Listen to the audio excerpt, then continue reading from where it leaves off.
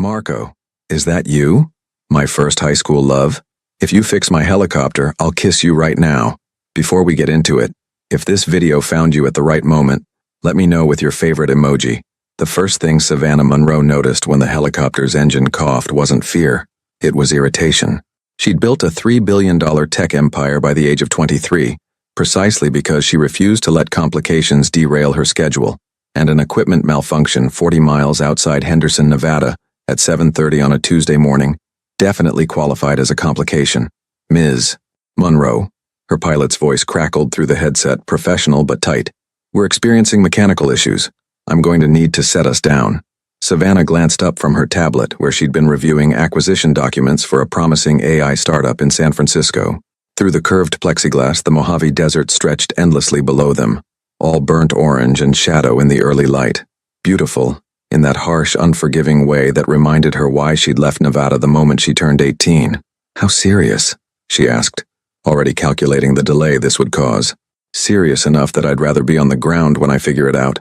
The helicopter descended with practiced precision toward what appeared to be a small private airfield, really just a strip of cracked asphalt surrounded by hangars that had seen better decades. Savannah recognized the place vaguely. She'd flown over it countless times but never actually landed. It was the kind of operation that catered to crop dusters and wealthy hobbyists who preferred their aircraft old and their mechanics cheaper. They touched down with barely a shudder, testament to her pilot's skill. As the rotors wound down, Savannah unbuckled and climbed out, her Louboutins crunching on the desert gravel.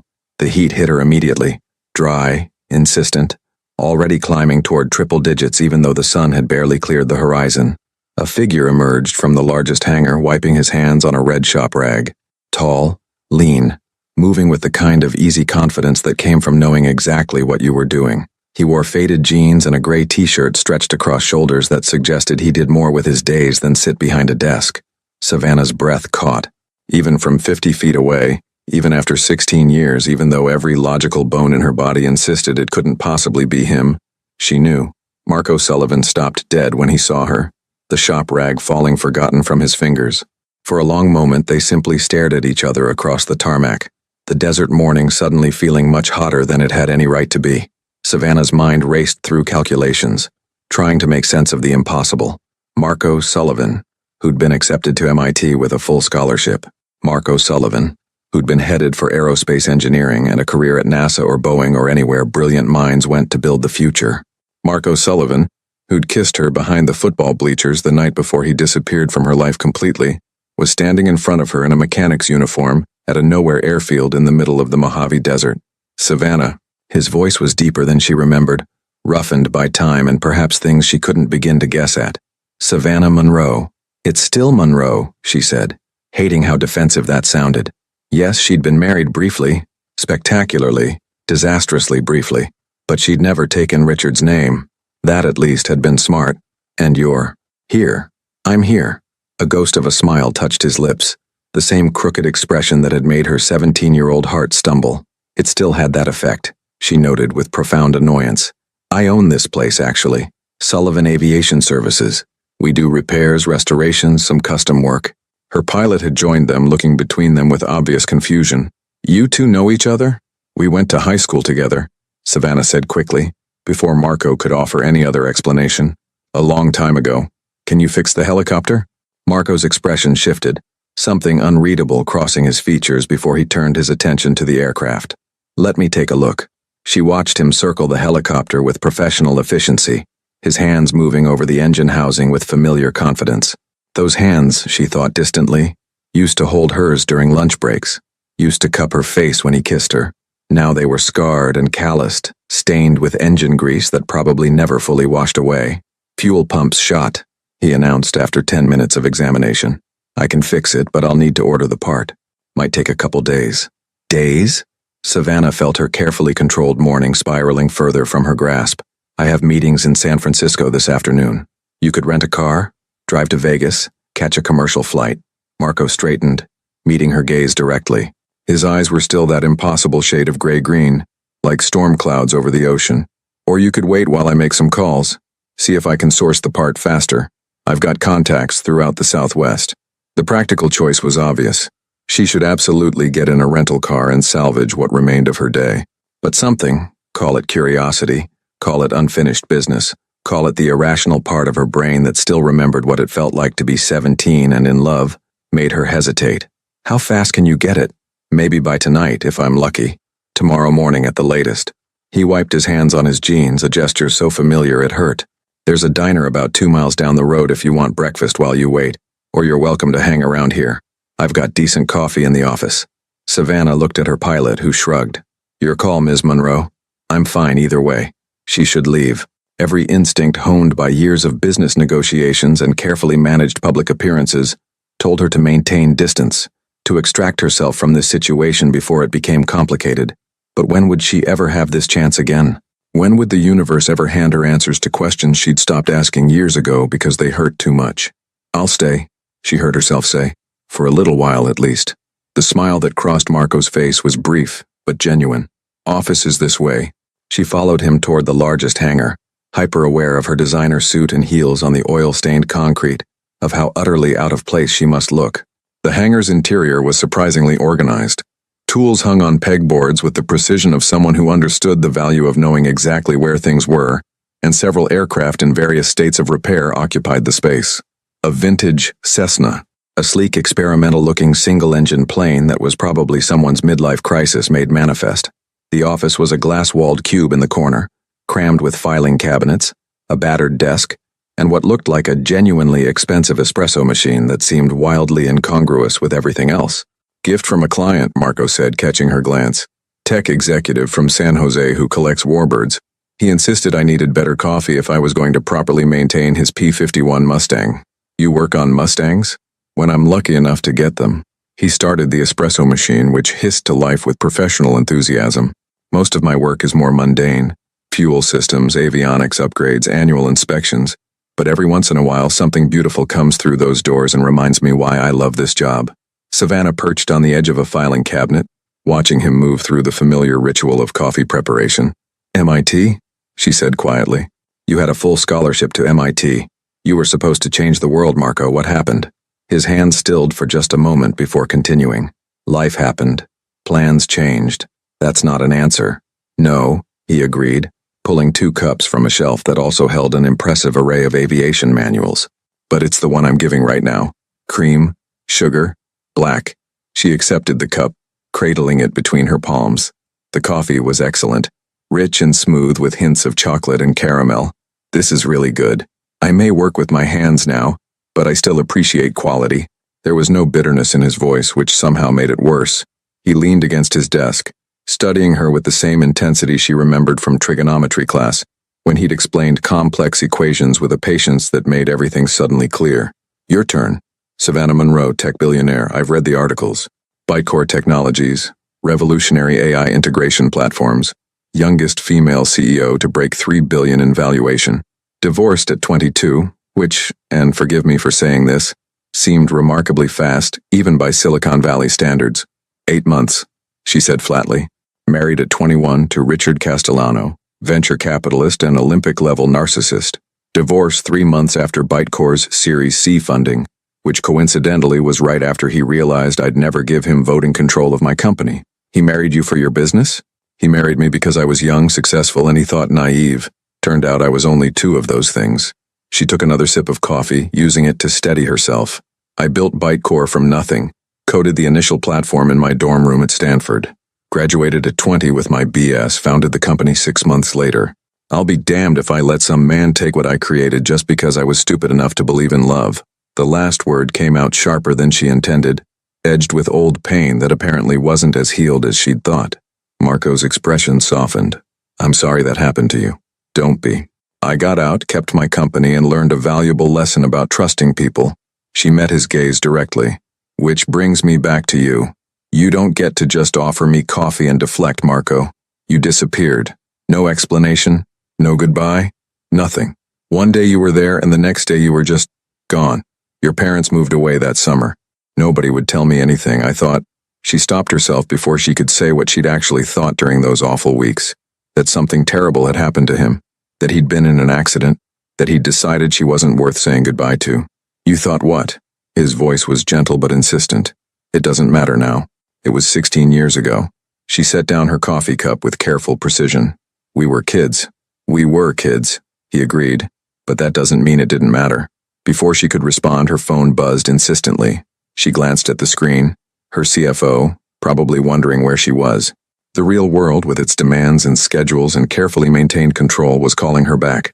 I need to take this, she said, stepping toward the door. But Marco, I'm not leaving until I get some actual answers. She walked out into the hangar, pressing the phone to her ear and shifting immediately into CEO mode, explaining the delay with the brisk confidence that made board members feel reassured, even when plans went sideways. But part of her brain remained in that office, trying to reconcile the boy she'd known with the man who'd chosen this life. A man who owned an aviation repair business in the middle of nowhere, who made excellent coffee and had apparently chosen to walk away from everything he'd been meant to become. She wondered what could possibly drive someone to make that choice. And more pressingly, she wondered why the sight of his grease-stained hands and crooked smile still made her heart beat faster after all these years.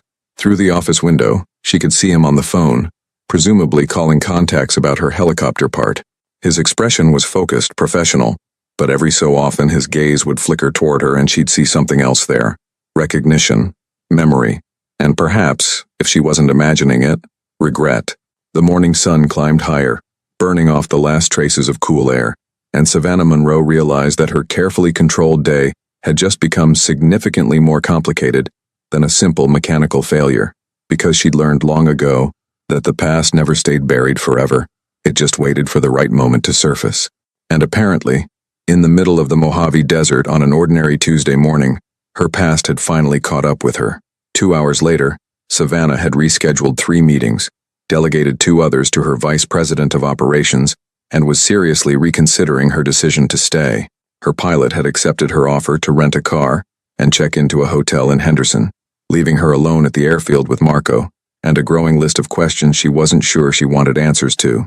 Marco had disappeared into the bowels of a Beechcraft Bonanza that apparently needed its entire instrument panel rewired, leaving her to wander the hangar like an expensive ghost. She'd shed her blazer in deference to the heat, but her silk blouse and pencil skirt still felt absurdly formal. At least she'd had the foresight to keep a pair of flats in the helicopter, though even those felt too delicate for the oil-stained concrete. You look lost. Marco's voice came from somewhere inside the Beechcraft. There's a break room through the back door if you need air conditioning. And if you're really bored, I've got a parts catalog that desperately needs updating in the filing system. Despite herself, Savannah smiled. Are you really trying to put a billionaire CEO to work organizing your filing? I figured it might be less boring than watching me feed wires through an instrument panel. He emerged from the aircraft, his gray t-shirt now decorated with additional smudges of grease. But if you'd rather supervise, I won't object to the company. She should absolutely take refuge in the air-conditioned break room and catch up on emails. Instead, she found herself climbing the portable stairs to peer into the Beechcraft's cockpit. What's wrong with it? Previous owner thought he could save money by doing his own avionics upgrade. Turns out he couldn't. Marco was back inside, his hands working with the kind of confident precision that came from years of practice. So now I get to spend the next week undoing his mistakes and installing everything properly. This is why people should leave complex electrical work to professionals. Is that what you tell yourself every time someone tries to save money? It's what I tell them before they ignore me and do it anyway. He glanced up at her, and the close confines of the cockpit suddenly felt much smaller. I'm charging him triple my normal rate for the fix, so at least there's justice in the world. Savannah found herself genuinely curious, despite the situation. Do you enjoy this? The work, I mean, not the overcharging part. Marco's hand stilled for a moment. Yeah, he said quietly. I really do. There's something satisfying about taking something broken and making it work again. About understanding how all the pieces fit together, and knowing exactly what needs to happen to get it right. He resumed working, feeding a wire through a narrow channel with careful patience. Plus, I get to work with aircraft every day. When I was a kid, that seemed like the best possible life I could imagine. Better than MIT, better than aerospace engineering at somewhere like SpaceX or Boeing. Different than those things. His voice was carefully neutral. Not better or worse. Just different. She wanted to push, to demand the real answer, but something in his posture made her hold back. Instead, she watched him work, noting the economy of his movements, the way he seemed to know instinctively which wire went where. His hands were steady, scarred in places with permanent grease under the nails that no amount of washing would fully remove. You still bite your lower lip when you're concentrating, she said without thinking. Marco's hands froze. Then, slowly he turned to look at her, and the expression on his face was complicated enough that she immediately regretted speaking. And you still tuck your hair behind your left ear when you're thinking, he said softly. Some things don't change, I guess. The moment stretched between them, heavy with 16 years of unasked questions and unspoken words. Savannah became acutely aware of how close they were in the confined cockpit, of the fact that she'd have to brush past him to leave, of the way his eyes held the same intensity she remembered from all those years ago. Her phone rang, shattering the moment with ruthless efficiency. She fumbled for it, grateful for the interruption and annoyed by it in equal measure. I should take this, she said unnecessarily, already backing out of the cockpit. Sure. Marco had already turned back to his wiring, but she caught the tension in his shoulders. I'll be here. She descended the stairs more quickly than was probably dignified, and answered the phone while walking toward the office. It was her head of security, checking in about the delayed schedule and wanting to know if she needed additional support. She assured him she was fine, that she'd be back in the air soon, that there was no security concern at a small private airfield in Nevada, but as she spoke, she wondered if that was entirely true, because there were all kinds of security, and the kind that protected you from emotional ambush might be just as important as the kind that kept you physically safe. Through the hangar window, she could see Marco in the Beechcraft's cockpit, his head bent over his work, completely focused. The boy she'd known had always been like that, utterly absorbed when something captured his interest, whether it was a complex calculus problem or understanding how her favorite song's bridge section worked. She'd loved that about him, the intensity, the curiosity, the way he made everything seem worth paying attention to. Ms. Monroe? Her security chief's voice pulled her back. Are you sure you're all right? I'm fine, she said firmly. Just a minor delay. I'll update you when I have a departure time. She ended the call and stood in the office doorway, looking around at the cluttered space that somehow still managed to feel organized. Aviation charts covered one wall marked with notations in Marco's neat handwriting. A whiteboard tracked current projects and their deadlines. On the desk, partially hidden under a parts catalog, she spotted something that made her breath catch. A photograph, old faded, tucked into the corner of a larger frame that held some aviation certification, but she could still make out what it showed. Two teenagers at a homecoming dance, her in a blue dress that had seemed impossibly sophisticated at the time, him in a rented tuxedo that fit awkwardly across his shoulders. They looked absurdly young, absurdly happy. She looked away quickly, feeling like she'd seen something private, something that answered questions she hadn't quite known how to ask. Marco Sullivan had kept a photograph of them. After 16 years, after walking away from everything, after building a completely different life, he'd kept a photograph. Coffee's probably cold by now, but I can make fresh. Marco's voice came from behind her and she jumped, guilt flooding through her even though she'd done nothing wrong. I'm fine. She turned to face him, trying to read his expression and failing. Did you reach anyone about the part? Yeah, good news is I found one. Bad news is it's in Phoenix and my supplier can't get it here until tomorrow morning.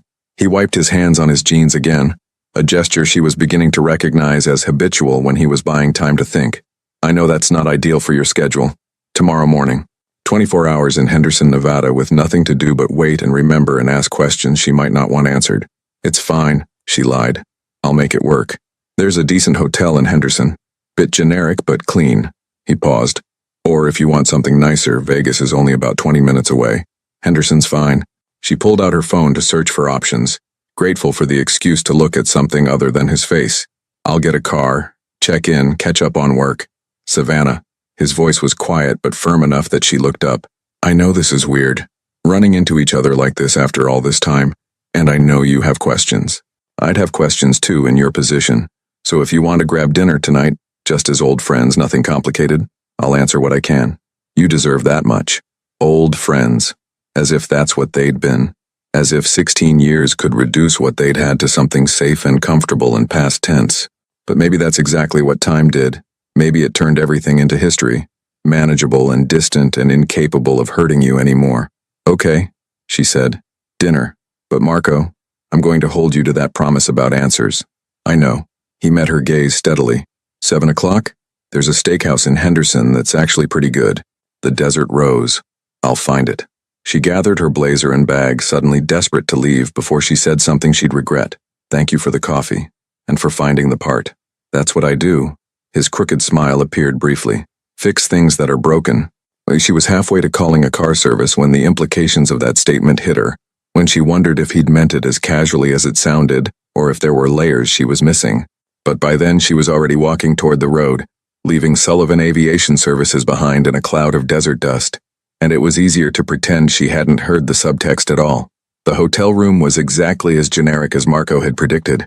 Beige walls, floral bedspread, landscape paintings that could have been anywhere or nowhere. Savannah had seen 1,000 hotel rooms exactly like it, in cities across the country and around the world. Usually she barely noticed them. They were just places to sleep between meetings, between flights, between the endless demands of building and running a company. But today, the anonymity of it felt oppressive. She found herself staring at the ceiling, her laptop open but ignored beside her, trying to make sense of the morning's impossible collision of past and present. Marco Sullivan, here, now, after 16 years of silence. She'd spent the first year after he disappeared cycling through emotions like someone flipping through radio stations, never settling on any single feeling long enough for it to feel real.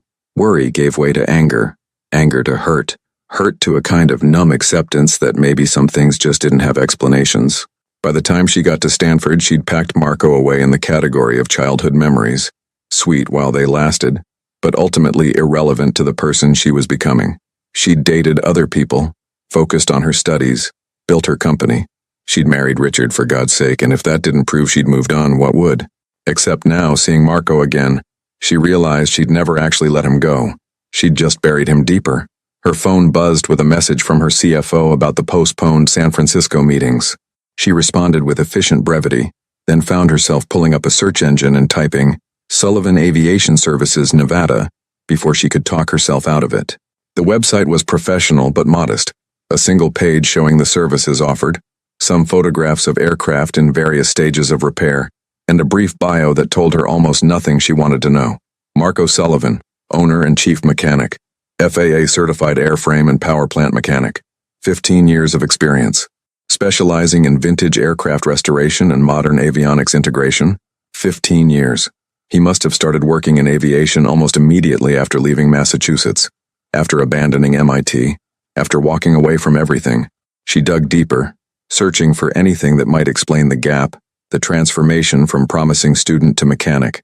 But Marco Sullivan turned out to be frustratingly common as names went, and none of the results seemed to match the man she'd spent the morning with. Finally, she closed her laptop and forced herself to shower and change.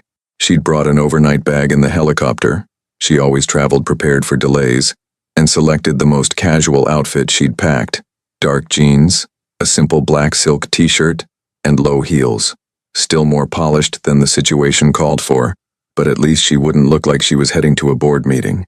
The Desert Rose turned out to be exactly the kind of place she'd expected. Red leather booths, dim lighting, a menu that featured steaks in every possible configuration. Marco was already there when she arrived, seated in a booth near the back, wearing clean jeans and a dark blue button-down shirt that made his eyes look more green than gray. He stood when he saw her, and she was struck again by how much he'd changed and how much he'd stayed the same. Taller, broader, with lines around his eyes that suggested he spent a lot of time squinting into the sun. But the way he moved, the way he looked at her, that was pure Marco, unchanged by time or distance. "You found it okay," he said, and she wondered if he was as nervous as she was. GPS is a wonderful thing. She slid into the booth across from him, grateful for the table between them. "Though I'm surprised you suggested somewhere so nice. I figured you'd pick a diner. I save the diners for lunch." His crooked smile appeared. "But I thought you might appreciate something with wine and cloth napkins for dinner." "Considerate of you."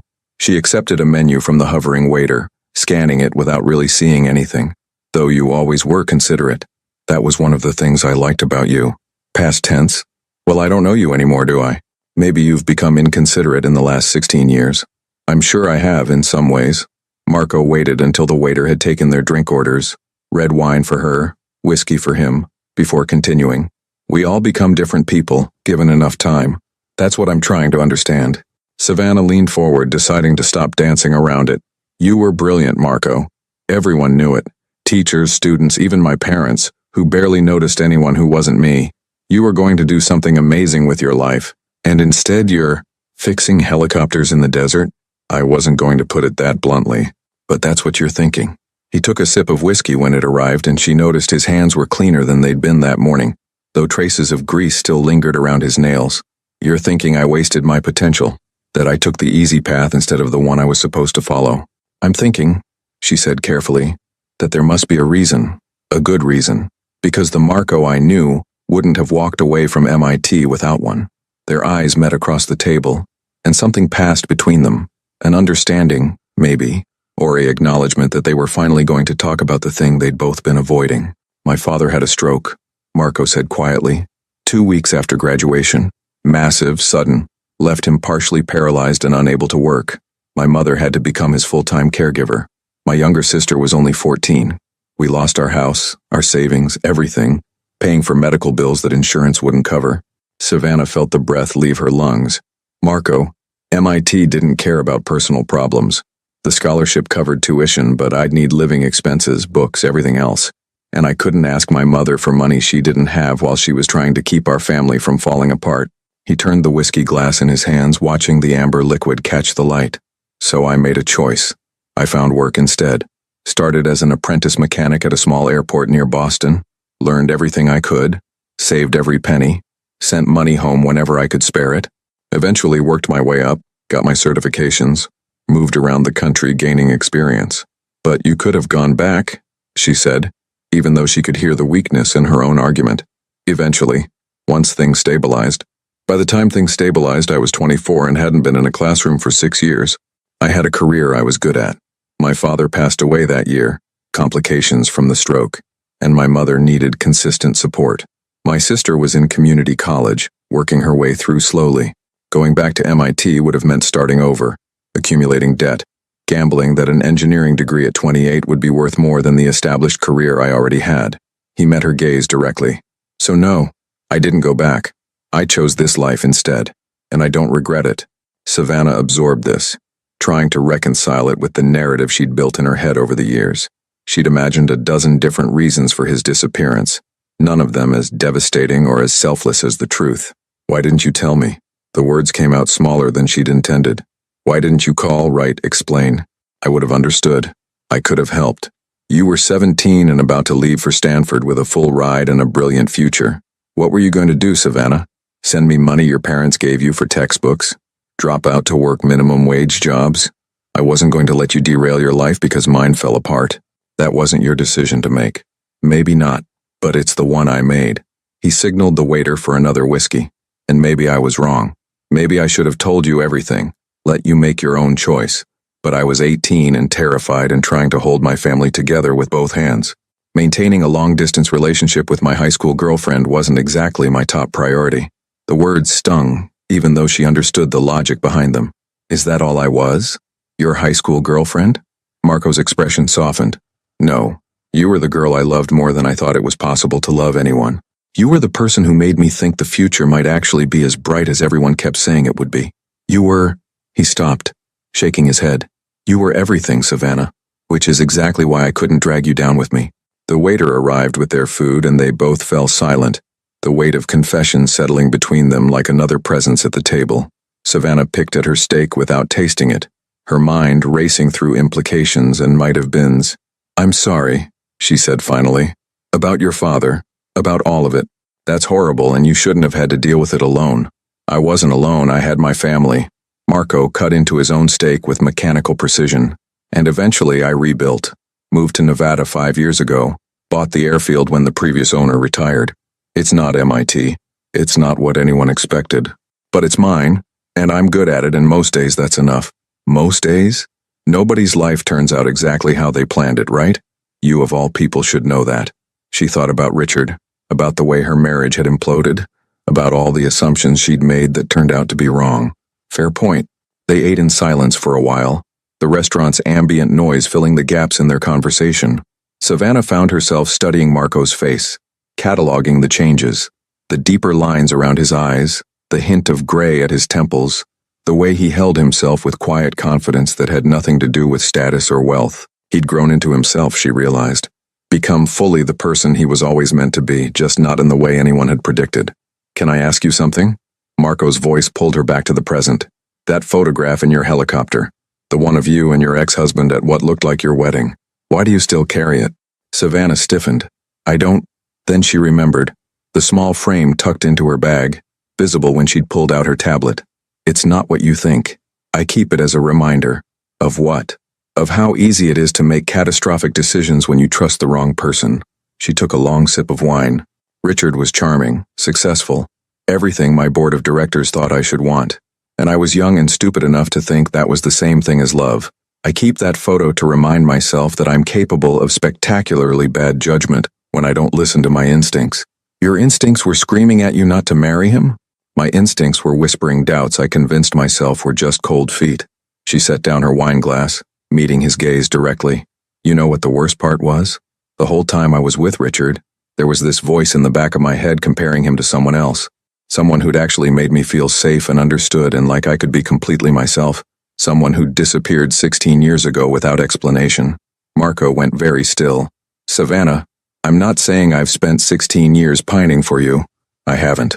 I built a life, a company, a reputation. I moved on. She paused, searching for the right words. But I never quite forgot what it felt like to be with someone who saw me instead of what I could do for them. And every relationship after you, including my disaster of a marriage, fell short of that standard. The air between them felt electric, charged with possibility and danger in equal measure.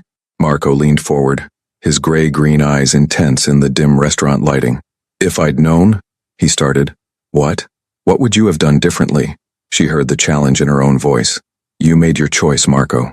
You chose your family over everything else, including me. And I understand why. I even respect it. But that doesn't change what happened. It doesn't erase 16 years of silence. No, he agreed quietly. It doesn't. Nothing can erase that. But maybe. He hesitated, and she watched him struggle with whatever he wanted to say next.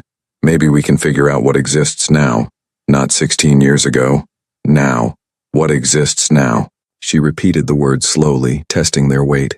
We're strangers, Marco. We knew each other as kids. That's not the same thing as knowing each other as adults. So let's change that. He reached across the table, his hand hovering near hers, but not quite touching. You're stuck here until tomorrow morning anyway. No meetings to rush to. No board members demanding your attention. Spend some time with me. Let me show you who I am now. And you can decide if that's someone worth knowing. Savannah looked at his hand, so close to hers, and felt something shift inside her. A loosening of the tight control she'd maintained for so long. What did she have to lose? Tomorrow she'd fly back to her real life, back to conference rooms and quarterly reports and the carefully constructed world where she was always in control. But tonight, in this unremarkable steakhouse in Henderson, Nevada, she could be just Savannah. Not the CEO, not the divorced billionaire, not the cautionary tale or the success story. Just herself. She closed the distance between their hands, her fingers brushing his. Okay, show me. They left the restaurant an hour later, after splitting a dessert neither of them really wanted, and finishing a bottle of wine that made everything feel slightly softer around the edges. The desert night had turned cool, stars blazing overhead with an intensity she'd forgotten was possible. In San Francisco, light pollution bleached the sky to a dull orange glow. Here, the Milky Way stretched across the darkness like a river of light. I forgot how many stars there were, she said, tilting her head back to take it all in. City living will do that. Marco stood beside her in the parking lot, hands in his pockets, looking up at the same sky. This is one of the things I love about living out here. No matter how complicated the day gets, the stars remind you how small your problems really are. I'm not sure I find that comforting. If my problems are small, doesn't that make me small too? Small isn't the same as insignificant. He glanced at her, and in the starlight his features looked softer, younger. Every star up there is massive beyond comprehension, and together they're still just one small part of something unimaginably larger. Doesn't make them any less bright. Despite herself, Savannah smiled. That's very philosophical for a mechanic. I contain multitudes. His crooked grin flashed in the darkness. Come on, I want to show you something. Show me what? You'll see. Trust me. She shouldn't. Every rational part of her brain was screaming that she should go back to her hotel, get some sleep, maintain appropriate boundaries with a man who'd broken her heart 16 years ago, however good his reasons. But the wine had made her reckless and the stars had made her remember what it felt like to believe in possibility, and Marco was looking at her with that same intensity that used to make her forget to breathe. Fine, she heard herself say, but if you're taking me somewhere to murder me and steal my company, I should warn you that my security team knows exactly where I am. Noted. The Though if I wanted your company, there are much easier ways to get it than murder. He walked toward a pickup truck that had clearly seen better decades. Rust spots along the wheel wells. A crack in the windshield. Paint faded by years of desert sun. Your chariot awaits. Savannah looked at the truck, then at her designer jeans, then back at the truck. You know, people usually try to impress billionaires with nicer vehicles. If I wanted to impress you, I'd have done it with my helicopter repair skills. He opened the passenger door with a theatrical flourish. Besides, this truck has character. That's worth more than shine. She climbed in, noting the worn seats and the faint smell of motor oil that apparently came standard with dating. Not dating, she corrected herself quickly. Spending time with a mechanic. The radio was tuned to a classic rock station, and when Marco started the engine, Led Zeppelin poured from the speakers. They drove in comfortable silence through Henderson's industrial outskirts, past strip malls and auto shops and all the unglamorous infrastructure that kept cities running. Then Marco turned onto a dirt road that wound into the hills, the truck bouncing over ruts that would have horrified her Tesla's suspension system. "Where are we going?" she asked, gripping the door handle as they hit a particularly deep pothole. "Patience. We're almost there." 5 minutes later, they crested a rise and Marco killed the engine.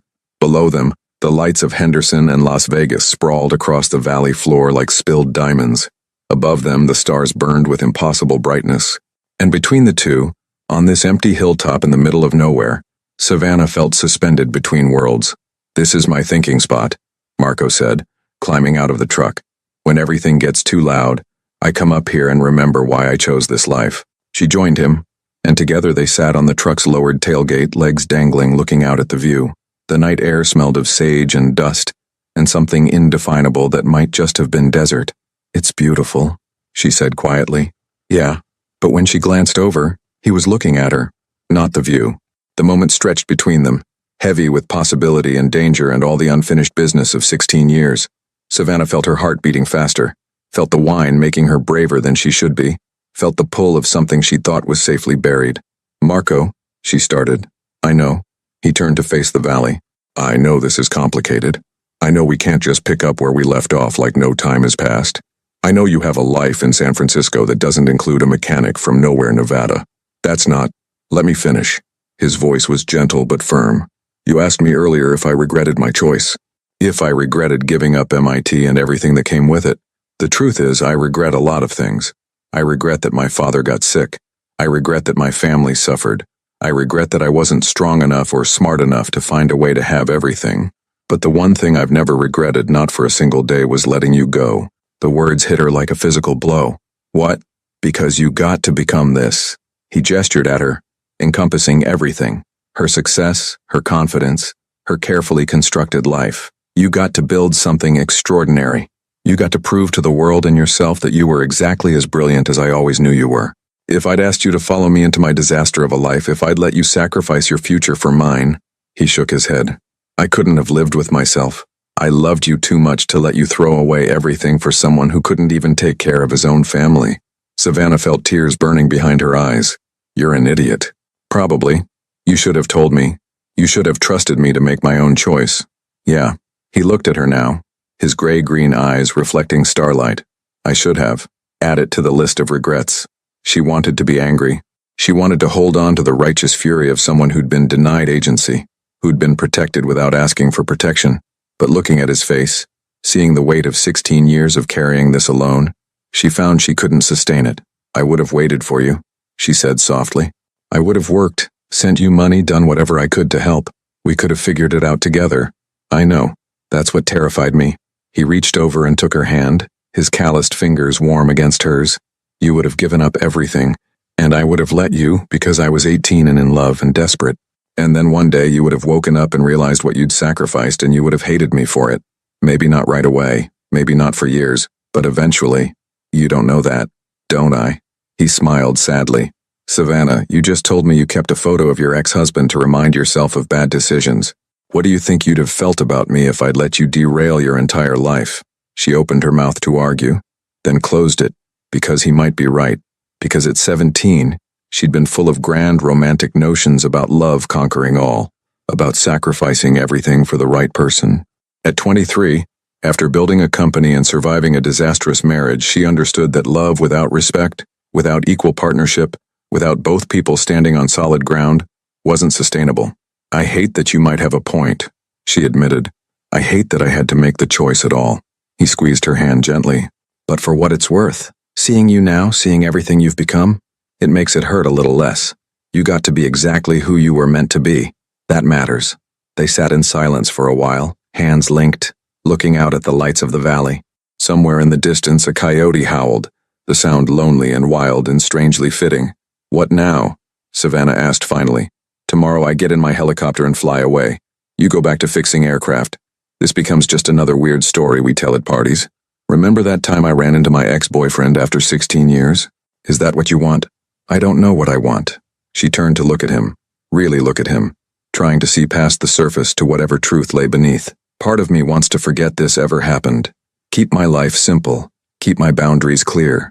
I've worked too hard to build my walls just to tear them down for someone who already left once. And the other part? The other part remembers what it felt like to be 17 and in love with you, and wonders if that person still exists somewhere under all the armor I've built. Marco lifted their linked hands, studying them in the starlight. I think she does. I saw glimpses of her today, in the way you rolled your eyes at my terrible coffee joke, in the way you got genuinely interested when I explained what was wrong with the Beechcraft's avionics. You're still in there, Savannah. You've just gotten better at protecting her. I had to. The world doesn't reward vulnerability in women who run companies. No, he agreed. I don't suppose it does. He released her hand and slid off the tailgate, standing to face her. So here's what I propose. No grand romantic gestures, no declarations, no pressure. But maybe we don't have to go back to being strangers. Maybe we can be, he paused, searching for the right word, friends who have complicated history and genuinely enjoy talking to each other. Friends. Friends. With the possibility of more, if the timing and circumstances and 1,000 other variables somehow align. But no expectations, no demands. You go back to San Francisco and run your empire. I stay here and fix helicopters.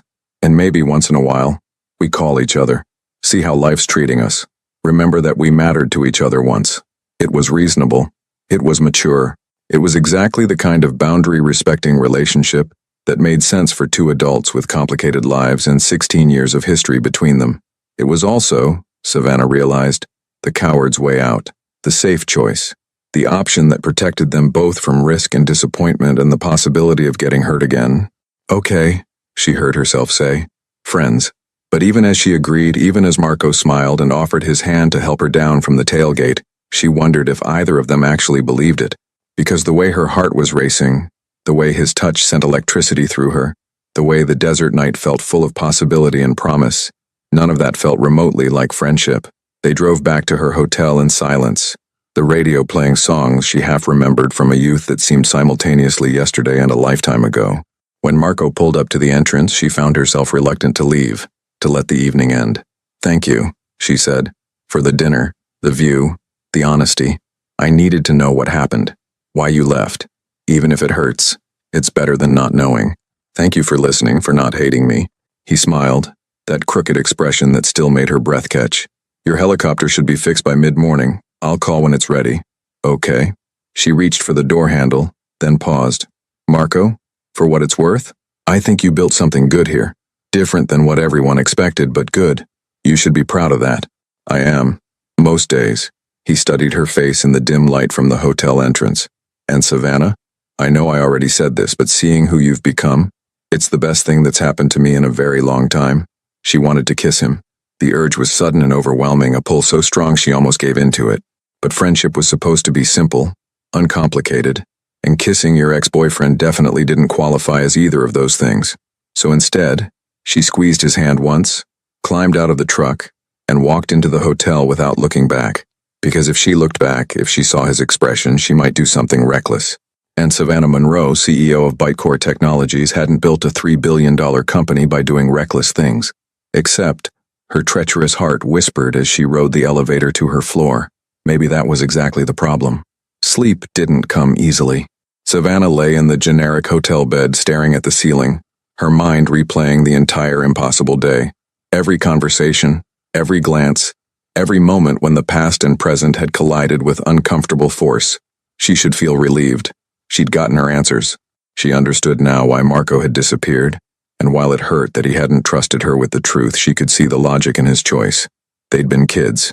He'd been drowning in circumstances beyond his control. Of course, he'd made the decision that seemed least destructive at the time, but understanding didn't make it hurt less. It just made the hurt more complicated. Around 2 a.m., she gave up on sleep and opened her laptop, intending to catch up on the work she'd neglected all day. But instead of reviewing documents, she found herself searching for information about Marco's father, about medical bankruptcies, about all the ways life could derail even the most promising futures. The statistics were devastating. Hundreds of thousands of families every year, destroyed by medical debt. Brilliant students forced to abandon education for survival. The American dream turning into a nightmare because someone got sick at the wrong time. She wondered how many other Marco Sullivans were out there. How many potential engineers and doctors and teachers were fixing helicopters or working retail or doing whatever it took to keep their families afloat. On impulse, she pulled up Bytecore's charitable foundation information. They donated millions every year to various causes. STEM education, women in tech, disaster relief. All worthy, all important. But maybe, she thought, they could do more. Maybe there was a way to help families like Marco's had been. Scholarships for students dealing with medical crises. Emergency funds for education interrupted by circumstance. Something that acknowledged that talent and potential didn't stop mattering just because life became difficult. She made a note to discuss it with her foundation director, then closed the laptop and tried again to sleep. This time, exhaustion finally won, and she drifted into dreams where she was 17 again, standing behind the football bleachers while Marco kissed her and promised that nothing would ever change, that they'd always find their way back to each other.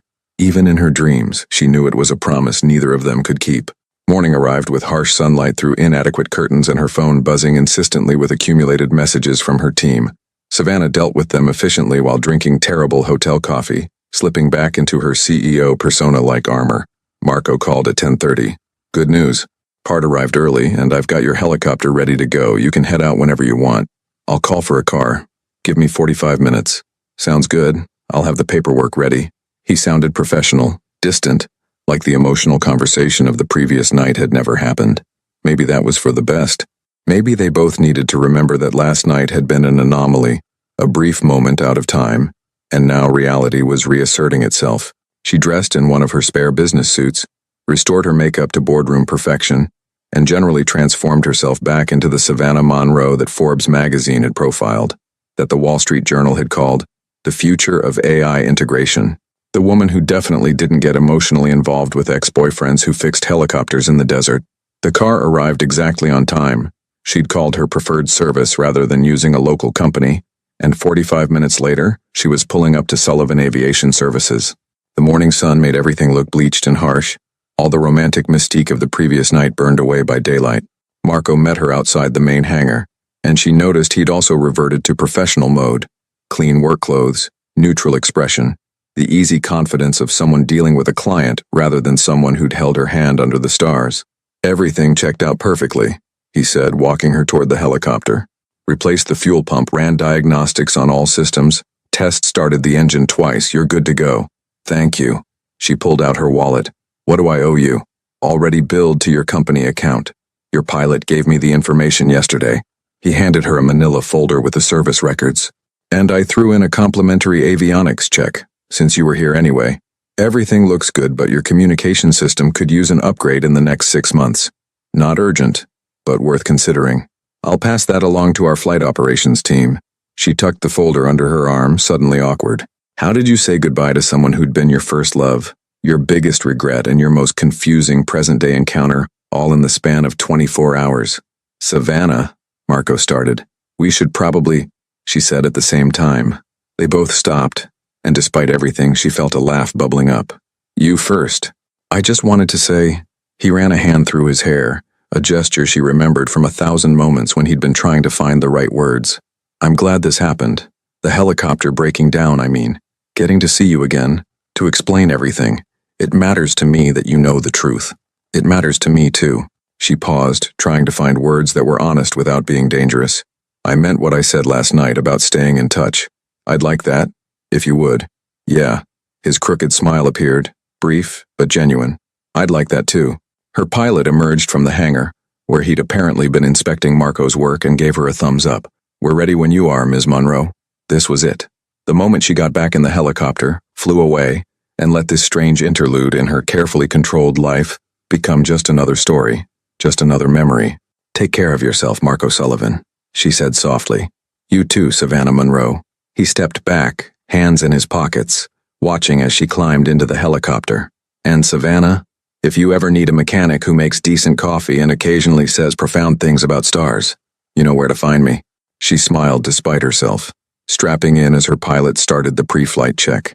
Through the plexiglass, she could see Marco stepping further back, and she wondered if he looked as reluctant about this goodbye as she felt. The rotors spun up, and they lifted off, the ground falling away beneath them. She watched Sullivan Aviation Services shrink below them, the hangar, the office, the tarmac where her life had unexpectedly intersected with her past. And Marco standing in the middle of it all, one hand raised in farewell, growing smaller and smaller until he was just a speck, and then he was gone entirely, swallowed by the vast emptiness of the desert. Savannah turned forward, forcing herself to focus on the day ahead.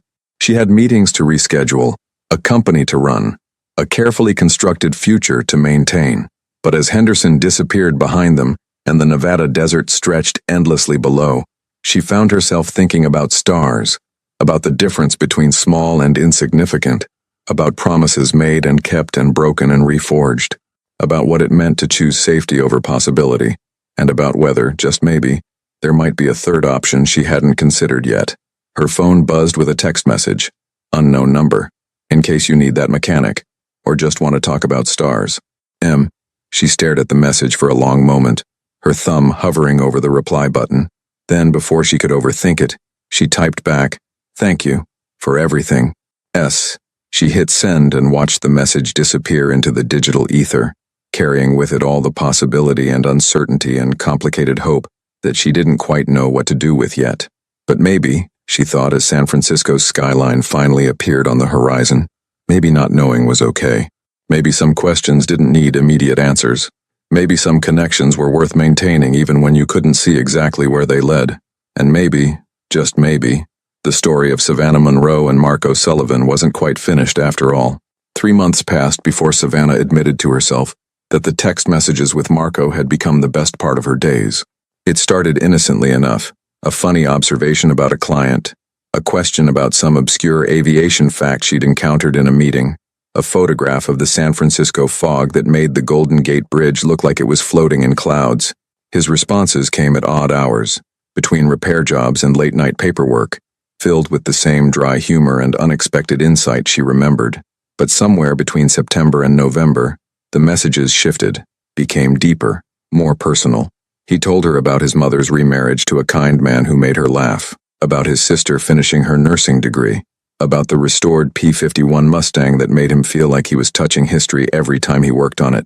She told him about the pressure of quarterly earnings calls, about her fear that Bytecore's success had become so large she couldn't control it anymore, about the loneliness of being the youngest person in every boardroom, the only woman at most tables, constantly fighting to be taken seriously while also being held to impossible standards. "You know what your problem is?" Marco texted one night at 11:30, after she'd sent him a frustrated message about a board member questioning her judgment.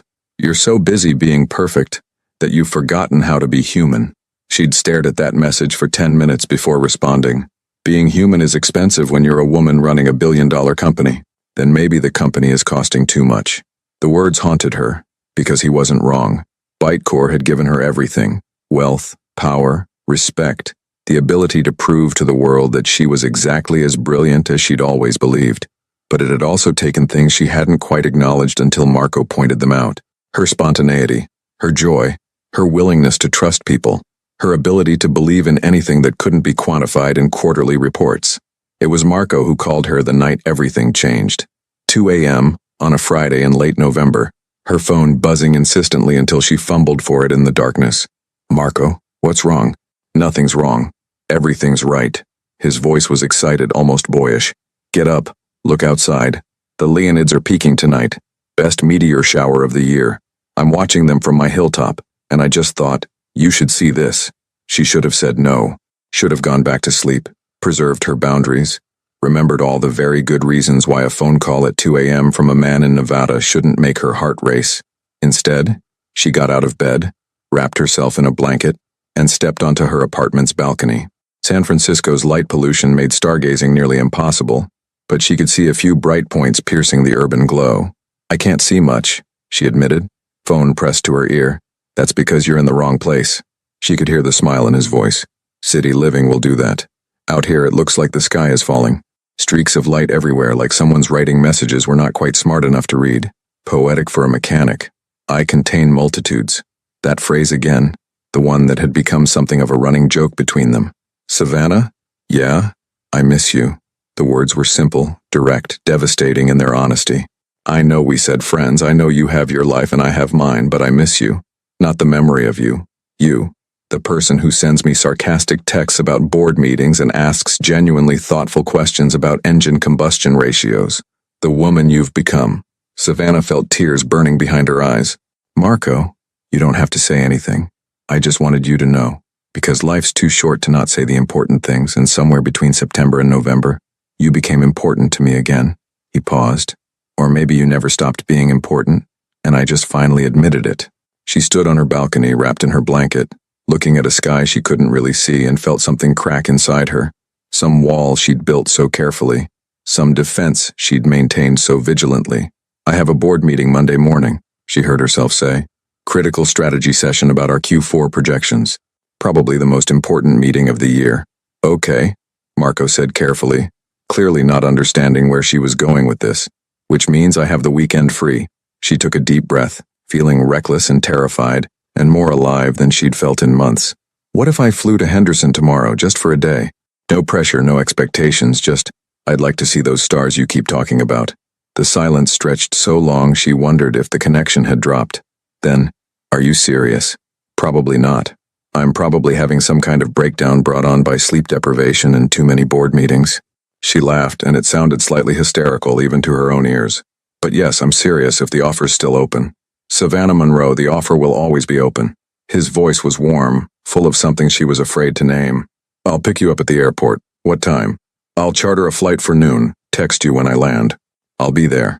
She ended the call and stood on her balcony for a long time after, wondering what she'd just agreed to, what she was risking, what she might find if she let herself be vulnerable enough to look. But underneath the fear, underneath the uncertainty, was something else, something that felt suspiciously like hope. The charter flight took 2 hours, plenty of time for Savannah to reconsider, to cancel, to remember all the reasons this was a terrible idea. But she didn't. She sat in the small luxury cabin, pretending to work on her laptop while actually just staring at the clouds below and wondering if she'd lost her mind. Marco was waiting when she landed, leaning against his truck like something out of a movie, and when he smiled at her, that crooked, genuine expression that still made her breath catch, she knew she'd made the right choice, however crazy it seemed. "You came," he said, taking her bag. "I came." She climbed into the truck, feeling like she was stepping into an alternate version of her life. "So show me these famous stars." They spent the afternoon at his airfield, and she found herself genuinely fascinated by his work. He was restoring a vintage Stearman biplane, the kind used for training pilots during World War II, and his passion for the project was infectious. "There's something perfect about old aircraft," he explained, his hands moving over the plane's wooden frame with reverent care. "Modern planes are all composites and computers, which is fine, efficient, safe. But these, you can see how every piece fits together. Understand the logic of the design. Fix things with actual tools instead of diagnostic software. You sound like you're describing a philosophy of life." "Maybe I am." He glanced at her, and the late afternoon light made his gray-green eyes look almost golden. "Sometimes the old ways of doing things, the slower, more deliberate ways, turn out to be better than we give them credit for." She wondered if they were still talking about airplanes. That evening he drove her back to his hilltop, and the stars were exactly as spectacular as he'd promised. They lay side by side on blankets in the truck bed, the desert night cool but not cold, the sky so full of light it seemed impossible. "Thank you," Savannah said quietly, "for this, for being patient with me while I figured out what I wanted." "What do you want?" Marco turned his head to look at her, and she could feel the weight of the question, the importance of her answer. "Honestly, I'm terrified." She kept her eyes on the stars, finding it easier to be honest when she wasn't looking at him. "I've spent 6 years building walls, protecting myself, making sure I never give anyone power over me again. And here you are, with your crooked smile and your profound observations about stars, making me want to tear all those walls down. You don't have to tear them all down. His hand found hers in the darkness, warm and calloused and steady. Maybe just leave a door open. See what happens. She turned to face him then and found him already looking at her with an expression that made her heart ache. What if I hurt you? What if this doesn't work? Our lives are completely different, Marco. I live in San Francisco, run a billion-dollar company. You're here, with your airfield and your philosophy. How does that even function? I don't know, he admitted. But I know I'd rather try and fail than spend the rest of my life wondering what if. Wouldn't you? And there it was, the question she'd been avoiding since that first helicopter breakdown 3 months ago. Did she have the courage to risk her carefully protected heart? To believe that maybe, possibly, some things were worth the danger? If you arrumar, she said softly, using the Portuguese phrase she'd picked up from her Brazilian investors. Eu te beio agora. Marco's eyes widened slightly and she realized with a start that he knew what it meant. Of course he did. He'd always been brilliant with languages. If I fix what? Me. Us. This impossible situation we've found ourselves in. She felt herself smiling despite the fear. If you can figure out how to make this work, I'll kiss you. Right now. Under these stars you keep telling me about. That's a hell of a challenge. But he was smiling too. That crooked expression that had captured her heart at 17, and apparently still had the power to undo her at 23. Lucky for you, I'm good at fixing impossible things. He kissed her then, soft and careful and full of 16 years of waiting, and Savannah felt something inside her finally settle into place. Some piece she hadn't known was missing until it clicked home. When they finally pulled apart, both breathless, she laughed. I should probably warn you that I'm a disaster at relationships. And I should probably warn you that I'm ridiculously stubborn about things I care about. He tucked a strand of hair behind her ear, the gesture so familiar it hurt. So we'll figure it out. The distance, the differences, all of it. We'll figure it out because the alternative, walking away from this, is worse than any risk we'd be taking. That's very philosophical for a mechanic. I contain multitudes, yes, I know. She kissed him again, because she could, because he was here and real, and choosing her despite all the complications. So how do we do this? Realistically? Realistically? You visit when you can. I fly to San Francisco when I can close the airfield for a weekend. We text, call, video chat like teenagers. We take it slow, see where it goes, and trust that if we both want this enough, we'll find a way to make it work. It sounded simple when he said it like that.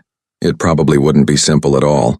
There would be complications, logistical nightmares, board members who wouldn't understand, public scrutiny if the press found out that the billionaire tech CEO was dating a mechanic from Nevada. But looking at Marco's face in the starlight, feeling his hand warm in hers, Savannah realized she didn't care about any of that. For the first time in 6 years, maybe for the first time in her entire adult life, she was choosing something that couldn't be quantified in spreadsheets or quarterly reports. She was choosing possibility over safety, hope over certainty, love because yes, she could finally admit it was love, over the careful control that had protected her but also slowly suffocated her. Okay, she said, let's try. Let's see if we can fix this impossible thing. Marco's answering smile was bright enough to rival the stars. We already started. The moment your helicopter broke down in the middle of nowhere, the moment fate decided to give us a second chance, we already started fixing it.